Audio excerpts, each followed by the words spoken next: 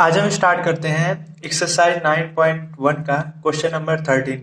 Question number 13 से पहले का जितना भी क्वेश्चन था हमने करा दिया है, उसको देख लीजिएगा। ठीक है, तो क्वेश्चन नंबर 13 हमारा क्या कह रहा है। As observed from the top of a 75 metre high lighthouse from the sea level. इस क्वेश्चन में क्या कह रहा है ना कि एक लाइट हाउस है जिसकी लंबाई जो है 75 मीटर है और ये एक सी लेवल पर, सी लेवल मतलब समुद्री तट पर स्थित है। तो इसे हम मान लेते हैं ये सी लेवल है। ठीक, ये हमारा है सी लेवल। ठीक, और क्वेश्चन में क्या कह रहा है ना, the angle of depression of two ships are 30 degree if the one ship is exactly behind the other on the same side of find the distance between two ships। अब question में आपके क्या कह रहा है ना कि दो शिप है। ठीक, दो शिप है तो बताइए एक शिप यहाँ हो सकता है, एक शिप यहाँ हो सकता है, तो दो शिप है। लेकिन क्वेश्चन में अगर आप लोग ध्यान से पढ़ेंगे ना तो उसमें यही लिखा गया है कि जो दो शिप हैं वो एक ही ओर हैं, या फिर इस लाइट हाउस के दोनों, लाइट हाउस के एक ही तरफ है दोनों शिप। एक शिप यहाँ होगी, एक शिप यहाँ होगी, या फिर आप ऐसे मान लीजिए कि ये लाइट हाउस है तो लाइट हाउस के इस ओर दो शिप हैं। तो हम क्या करते हैं, इस ओर लाइट हाउस जो है इसके दो शिप मान लेते हैं। एक शिप हमारा, इसका नाम लिख देते हैं सी, इसका नाम लिख देते हैं डी। एक शिप हमारा सी है और एक शिप हमारा डी है। अब क्या करते हैं, अगर इस लाइट हाउस के टॉप पॉइंट से अगर हम ये जो सी बोट है अगर हम उसको देखते हैं ना तो हमारा आता है 45 डिग्री। ये क्वेश्चन में दिया गया है। ठीक, अगर हम यहां से देखते हैं तो हमारा आता है 45 मीटर। ठीक, और अगर इसी लाइट हाउस के टॉप पॉइंट से दूसरे शिप को देखते हैं, यानी इस जो हमारा डी शिप है इसको अगर हम देखते हैं तो हमारा एंगल जो आता है ना वो आता है 30 डिग्री का। ठीक, तो हमको क्या निकालना है, क्वेश्चन में दिया गया है find the distance between two ships, मतलब इस दोनों शिप के बीच की दूरी निकाली है, मतलब सी डी का वैल्यू निकालना है। तो कैसे निकालेंगे इसको समझ लेते हैं। इधर वैल्यू रख दीजिए ए बी सी डी, हमने नाम लिख दिया। ठीक, अब देखिए हमारा दो ट्रायंगल बन रहा है। एक ट्रायंगल ए बी सी बन रहा है, एक ट्रायंगल ए बी डी बन रहा है। अगर आप लोग ध्यान से देखेंगे तो हमारा दो ट्रायंगल बन रहा है। एक ए बी सी, यहां पर कितना है 45, और एक हमारा ट्रायंगल बन रहा है A B D, A B D, यहां पे कितना है 30 डिग्री।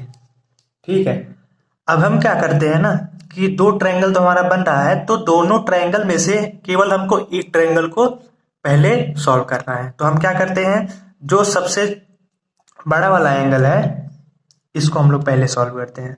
ठीक, ये देखिए 45 जो है हमारा बड़ा एंगल है ना, तो उसी वाले ट्रायंगल को हम लोग सॉल्व करेंगे पहले। तो जो 45 है वो किस ट्रायंगल में आ रहा है, ए बी सी में आ रहा है। तो इन ट्रायंगल ए बी सी, यहाँ पर देखिए हमारा परपेंडिकुलर है मतलब 90 डिग्री है। तो हम इसमें हम लगाएंगे tan theta. Tan theta equal to हमारा क्या आ जाएगा, ए B,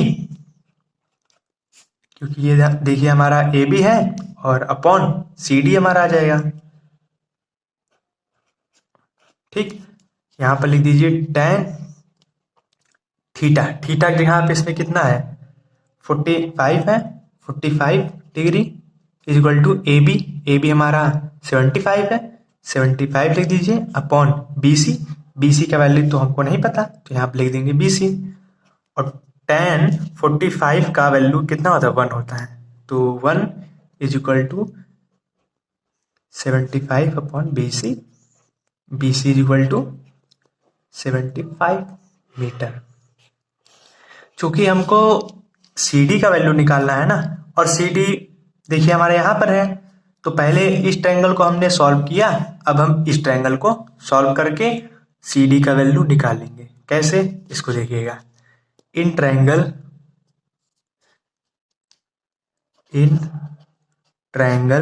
A B D, A B D,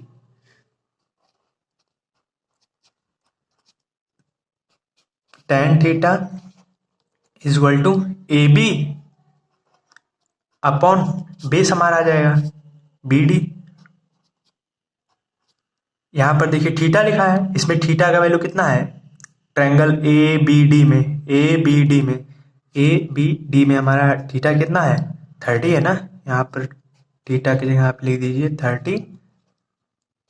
और ए बी का वैल्यू हमारा देखिए ए बी हमारा कितना है 75 लिख दीजिए अपॉन, अब यहाँ पर थोड़ा सा ध्यान दीजिएगा, यहाँ से ही क्वेश्चन बदल जाएगा। बदल जाने का सेंस ये है कि यहाँ से क्वेश्चन सी डी का वैल्यू जो निकालना है यहीं से निकलेगा, इसको ध्यान से देखिएगा, ये इंपॉर्टेंट लाइन है इस क्वेश्चन का, ठीक है।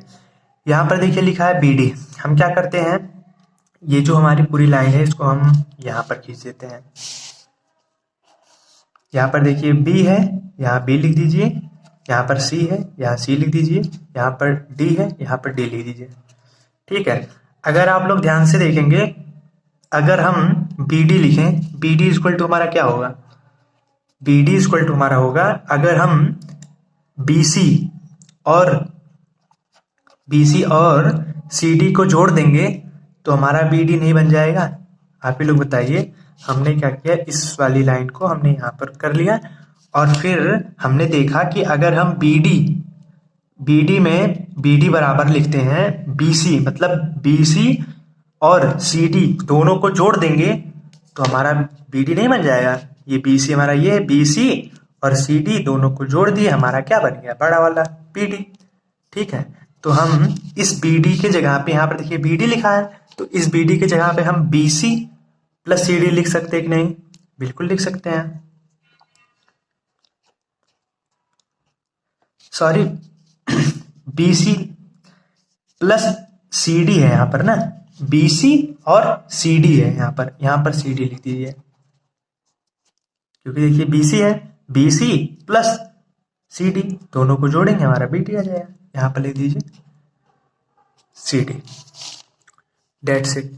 उसके बाद tan 30 इज इक्वल टू 75 लिखा है, 75 लिख दीजिए अपॉन, यहाँ लिखा है बी सी का वैल्यू कितना है 75 लिख दीजिए, प्लस सी डी लिखा है, सी डी लिख दीजिए, क्योंकि हमको सी डी का वैल्यू ही निकालना है, तो हम यहाँ से सी डी का वैल्यू आराम से निकाल लेंगे।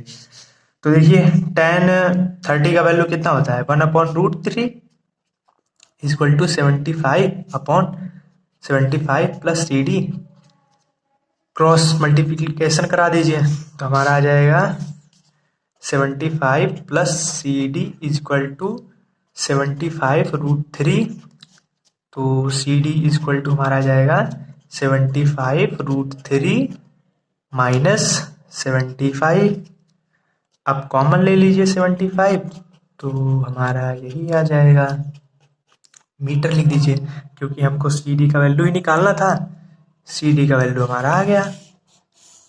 एक्चुअली हमको निकालना क्या था कि दो शिप जो है उनके बीच डिस्टेंस निकालना था, तो एक शिप हमारी ये है, एक शिप हमारी ये है, इनके बीच डिस्टेंस ही तो निकालना था हमको, मतलब इनके बीच डिस्टेंस हमारा सी डी है, तो हमको सी डी निकालना था, तो हमने ये प्रोसेस करके सी डी का वैल्यू निकाल लिया। तो मिलते हैं अगले वीडियो में, थैंक यू।